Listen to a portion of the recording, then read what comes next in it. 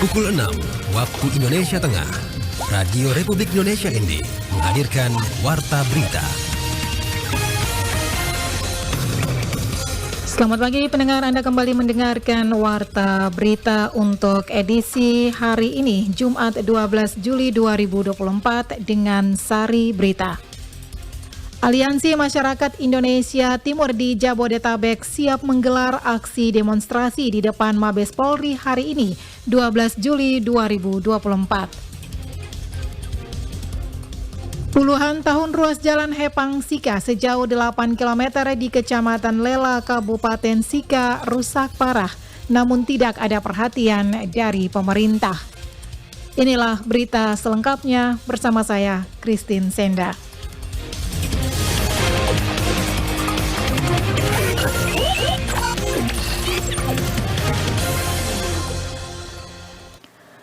Kami mulai berita pertama. Aliansi Masyarakat Indonesia Timur di Jabodetabek siap menggelar aksi demonstrasi di depan Mabes Polri hari ini, 12 Juli 2024. Aksi ini dilakukan sebagai bentuk protes terhadap dugaan kolusi dan nepotisme dalam seleksi calon taruna Akademi Polisi Akpol Polisi Daerah NTT tahun 2024. Laporan Rosa Dalima.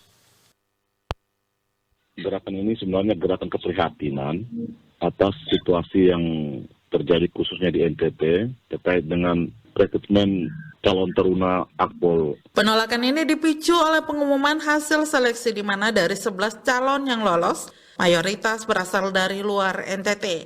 Ketua tim Aliansi NTT menggugat Emmanuel Mikael Kota kepada RRI Kamis yang mengatakan pihaknya dengan tegas menolak segala bentuk kolusi dan nepotisme yang terjadi dalam proses seleksi tersebut. Keputusan ini dinilai tidak memihak masyarakat asli NTT sehingga mengundang kritikan keras dari berbagai kalangan. Aliansi NTT menggugat menentang praktik penitipan nama dalam seleksi taruna di NTT yang dinilai menguntungkan pihak-pihak tertentu.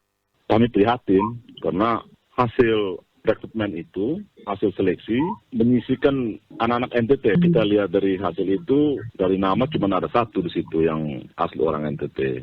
Ada juga 2 atau 3 orang yang sudah lama menetap di sana, di NTT. Lebih lanjut, Mace Kota kemukakan pihaknya juga mengajukan permintaan kepada Kapolri Listio Sigit untuk melakukan evaluasi menyeluruh terkait proses seleksi Akpol NTT 2024. Mereka mengaku memiliki dugaan adanya indikasi dan nepotisme dalam proses tersebut. Kami meminta ada transparansi, jadi mengharapkan kepada lembaga kepolisian, khususnya pimpinan kepolisian Pak Kapolri, untuk membuka data para calon siswa, siapa orang tuanya, berapa lama domisili, kemudian syarat-syarat formilnya apakah sudah terpenuhi dan sebagainya. Fritz Alorboy, seorang aktivis kemanusiaan dan influencer asal NTT di kesempatan yang sama, menegaskan pentingnya melindungi hak dan kesejahteraan masyarakat NTT di tanah kelahirannya. Menurut Fritz, hasil seleksi dengan dominan orang luar NTT merupakan bentuk perampasan hak dan kesejahteraan orang NTT di tanahnya sendiri. Boy menilai tindakan Kapolda NTT Irjen Pol Daniel T.M. Silitonga tidak adil terhadap masyarakat NTT. RRI ND Rosada 5 melaporkan. Puluhan tahun ruas jalan Hepang Sika sejauh 8 km di Kecamatan Lela, Kabupaten Sika rusak parah, namun tidak ada perhatian dari pemerintah. Dari Solo selengkapnya melaporkan. Puluhan tahun ruas jalan Hepang Sika sejauh 8 km di Kecamatan Lela, Kabupaten Sika rusak parah dan hingga kini tidak ada perhatian dari pemerintah. Sementara ruas jalan tersebut adalah akses utama masyarakat Kecamatan Lela menuju ibu kota Kabupaten Sika. Rusaknya akses jalan itu sangat menghambat kelancaran transportasi warga setempat, bahkan di sepanjang jalan dihiasi lubang-lubang besar yang ketika musim hujan akan menjadi kubangan air dan tak jarang terjadi kecelakaan di ruas jalan tersebut karena pengendara cenderung menghindari jalan rusak dan melawan jalur. Hippolytus Agustali, salah satu tokoh masyarakat, menjelaskan jalan tersebut merupakan akses menuju Rumah Sakit Lela dan Gereja Tua Sika yang menjadi tempat wisata rohani. Hippolytus berharap para politikus asal Kecamatan Lela yang ada di tingkat kabupaten dan nasional dapat memperhatikan kebutuhan dasar masyarakat itu. Jalan kita ini dari Hapang ke Sika ini jalannya jalan provinsi. Dari tahun 80-an sampai sekarang jalan ini kondisinya seperti ini saja. Yang mana tentu bukan hanya tujuannya ke Desa Sika, tetapi tujuan juga di Rumah Sakit Lela. Di mana kondisi jalannya ini setiap kali dalam kegiatan musrenbang kita mengusulkan, tetapi sampai dengan hari ini tidak terrealisasi. Mungkin dalam kesempatan ini, dalam waktu-waktu yang akan datang, jalan kami ini, khususnya Hapang Sika ini bisa diperhatikan. Ruas jalan Hepang Sika dikerjakan pada tahun 1990. Perbaikan ruas jalan ini hanya dilakukan sekali saja pada tahun 2015 dengan anggaran sekitar 1 miliar rupiah. Namun kala itu perbaikan dilakukan hanya pada titik-titik tertentu yang rusak. Dan saat ini bagian yang diperbaiki justru semuanya sudah rusak parah. Warga meminta agar pemerintah provinsi segera memperhatikan kondisi jalan provinsi Hepang Sika agar arus transportasi kembali lancar. Dan bagi pengendara atau para pengguna jalan baik sepeda motor maupun mobil agar lebih berhati-hati melintasi ruas jalan ini sehingga tidak terjadi kecelakaan. RRI Endeferiso melaporkan. Dekolores Forum Flores dan Lembata adakan musyawarah besar MUBES yang diikuti peserta dari beberapa kabupaten Sederatan Flores dan Lembata. Laporan Nikolaus Makumeli. Kegiatan MUBES Dekolores tersebut dilaksanakan beberapa waktu lalu bertempat di Desa Leguderu, Kecamatan Buawai, Kabupaten Nagekeo. Kepada RRI, salah satu panitia pelaksana MUBES Dekolores Forum Flores dan Lembata, Yohanes Papuceme atau yang biasa disapa Onas Ceme menuturkan, kegiatan musyawarah tersebut merupakan agenda 3 tahunan yang bertujuan untuk membahas terkait anggaran dasar dan anggaran rumah tangga. Selain itu juga, melalui musyawarah besar tersebut juga bertujuan untuk menyamakan pandangan dari seluruh peserta MUBES terkait Dekolores. Adapun tema yang diangkat dalam MUBES Dekolores tersebut yaitu dengan tarikan napas yang sama sebagai jembatan rekonsiliasi dengan Allah untuk menyembuhkan luka. Para peserta yang hadir itu berasal dari semua kabupaten se-Flores Lembata yang bergabung dalam organisasi Dekolores. Tujuan dalam kegiatan MUBES ini merupakan kegiatan rutinan selama 3 tahun yang mana dalam kegiatan musyawarah besar itu membahas berkaitan dengan anggaran dasar, anggaran rumah tangga dan pandangan-pandangan tentang Dekolores sehingga semua anggota Dekolores mempunyai persepsi yang sama, mempunyai pandangan yang sama berkaitan dengan Dekolores.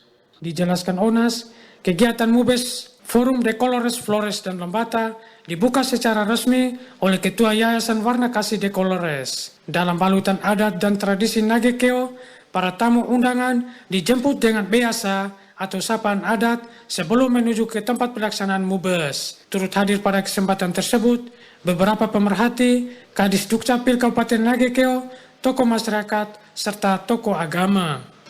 Setelah pelaksanaan MUBES Forum Flores Lembata ini, tentunya sangat diharapkan agar tetap menjadi lilin-lilin kecil yang dapat menerangi kegelapan.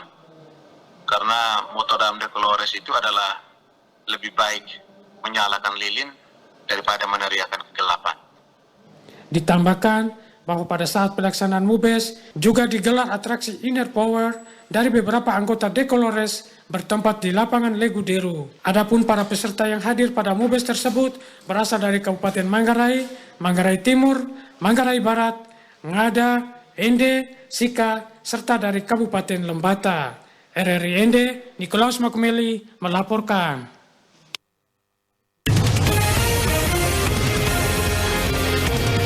Anda sedang mendengarkan Warta Berita RRI ND.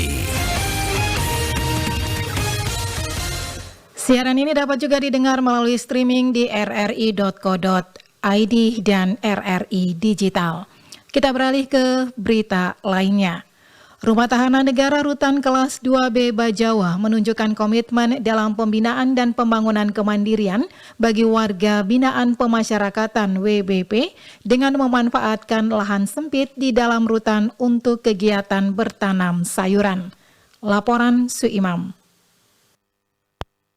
Kepala Rutan Kelas 2B Bajawa, Prianggoro Agung Wibowo, kepada RRI Kamis 11 Juli 2024 menjelaskan, kegiatan berkebun ini dilakukan antara tembok blok dan pagar tembok keliling rutan, sehingga di sini pentingnya memberdayakan WBP agar memiliki keterampilan yang dapat bermanfaat bagi mereka di masa depan. Dikatakan, program berkebun ini bukan hanya sekedar aktivitas harian, tetapi juga bagian dari upaya pembinaan kemandirian, di mana para narapidana tidak hanya menghabiskan waktu di dalam rutan, tetapi juga mempersiapkan mereka untuk reintegrasi ke masyarakat dengan keterampilan yang bermanfaat. Lahan sempit ini kami manfaatkan sebagai lahan pertanian untuk tanaman sawi, wortel, dan sayuran lainnya, di mana hasil dari pertanian tersebut kami jual ke pasar untuk memenuhi kebutuhan masyarakat yang ada di Bajawa. Menurut Prianggoro, kegiatan ini diawasi secara langsung oleh petugas rutan dan dibagi dalam beberapa kelompok WBP untuk memastikan efektivitas dan keberlanjutan program. Ditambahkan, program pembinaan kemandirian melalui berkebun ini tidak hanya memperluas wawasan tentang pertanian bagi WBP, tetapi juga memberikan mereka kesempatan untuk terlibat dalam kegiatan produktif yang membangun kepercayaan diri dan keterampilan yang berharga.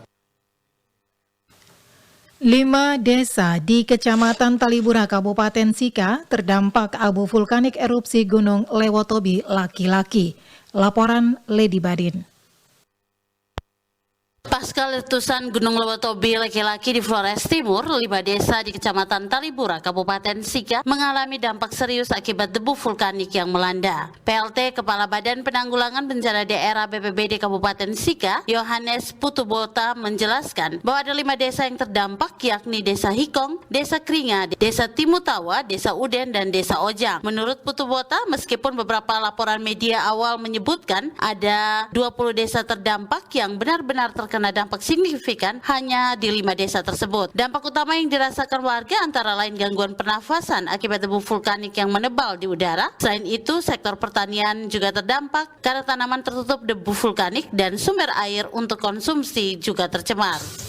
Dampak yang memang benar-benar dirasakan sesuai hasil konfirmasi kami TRC terhadap pihak kecamatan, pihak desa, juga Desa Tangguh Bencana yang sudah kami bentuk, itu bahwa memang saat ini dampak debu itu memang mengganggu pernafasan, maka memang harus dibutuhkan masker. Terus dampak berikutnya itu terhadap tanaman pertanian, juga terhadap mata air yang digunakan sebagai sumber untuk konsumsi. Dijelaskannya, BPBD Sika telah membentuk tim reaksi cepat atau TRC yang melibatkan berbagai instansi dan stakeholder terkait, termasuk BMKG, Basarnas Tagana, hingga desa-desa tangguh bencana untuk memastikan respon yang cepat dan efektif dalam menghadapi situasi tersebut. Upaya pencegahan lebih lanjut juga dilakukan dengan pendirian call center yang siap melayani pengaduan dan kebutuhan darurat masyarakat setempat. BPBD juga sudah coba melakukan bentuknya untuk masker dan juga terpal terhadap desa-desa terdampak. Kita mencoba untuk melakukan pemantauan terus melakukan koordinasi dengan pihak kecamatan, juga pihak desa, yang mana kami BPBD sudah membentuk desa-desa tangguh bencana di desa-desa perbatasan itu. Kami sudah coba untuk meminta tim TRC yang ada di BPBD untuk coba melakukan pemantauan ke lokasi yang terdampak sebagaimana diberitakan di dalam media. Kami berharap bahwa dampak tersebut tidak menjadi lebih masif. Putubota juga menghimbau masyarakat yang terdampak untuk tetap tenang dan wajib menggunakan masker serta menghindari kegiatan di luar rumah yang tidak penting untuk mengantisipasi dampak buruk dari abu vulkanik tersebut. RRI Ender, Lady Badin melaporkan. Sementara itu, masyarakat di Manggarai Barat diminta tidak buang sampah sembarang tempat, terutama bagi masyarakat yang tinggal di sekitar kawasan spot wisata. Epi Wahab selengkapnya melaporkan. Menjaga kebersihan lingkungan tentu hal yang penting, apalagi untuk kota pariwisata super prioritas seperti Labuan Bajo, sehingga kesadaran masyarakat sangat diperlukan untuk menangani kebersihan lingkungan. Akan tetapi tetap masih saja ada masyarakat yang masih membuang sampah sembarangan, terutama di pemukiman masyarakat yang tinggal di sekitar area spot wisata seperti Kampung Ujung, Kampung Cempa, Kampung Air, dan kawasan sekitar Puncak Waringin serta Batu Cermin. Menanggapi hal tersebut, pemerintah Kabupaten Manggarai Barat, dalam hal ini Bupati Manggarai Barat Edi Stasius Endi, mengatakan akan memasang CCTV di setiap tempat yang sering terjadi aktivitas di mana masyarakat yang suka buang sampah sembarangan, dan jika ditemukan akan langsung ditindak tegas. Pada masyarakat bahwa betapa sangat penting yang namanya lingkungan yang bersih. Ada beberapa langkah yang sedang didesain akan dilaksanakan oleh pemerintah. Ternyata aturan aja tidak cukup.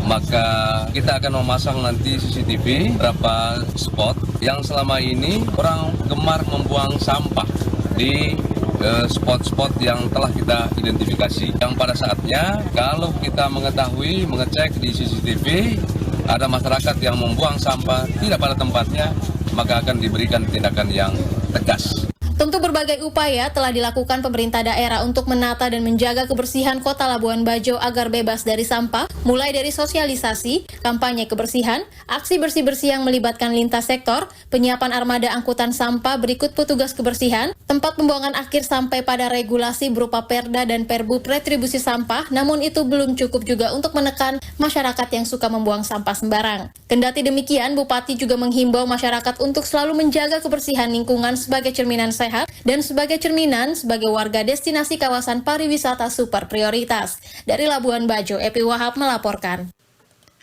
Laporan dari Epi Wahab sekaligus menutup Warta Berita pagi ini. Mewakili seluruh kerabat kerja yang bertugas, saya Christine Senda. Selamat pagi.